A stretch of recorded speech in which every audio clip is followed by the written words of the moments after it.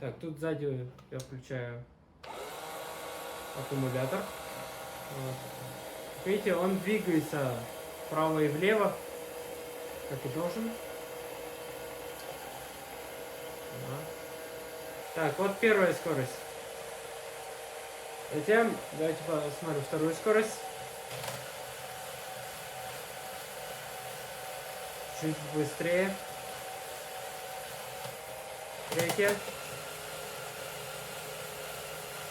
Шатается немного, но это лего, что поделаешь. И последняя.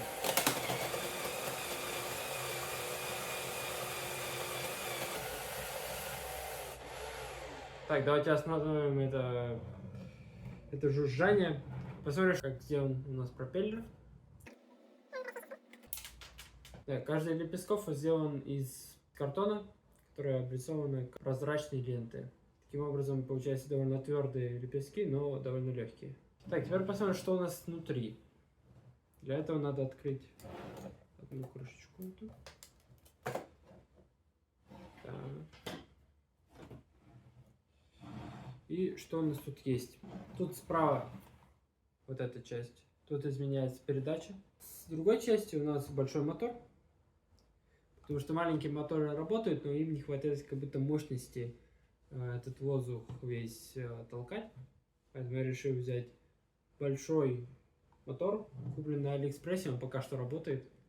Можете ссылочку внизу оставлю. Ну естественно, для того, чтобы оно и поворачивалось, и крутилось. Как у меня нет правильной шестеренки, я опять использовал мега шестеренку, которую я сделал самодельную. Вот. Второй круг в центре. То есть я ее закрепляю, она может крутиться. И то, что внутри может крутиться. Вот. Ну, простите. Сейчас я делал фен, который первой версии, которого все, что для него нужно, под ним. Настоящие фены имеют мотор и все дополнительные механизмы вот тут, вот с этой стороны. Я пока не знаю, как это реализовать в Лего. Может быть, в следующей версии, если я когда-нибудь хочу вернуться, я сделаю. Пока на этом все.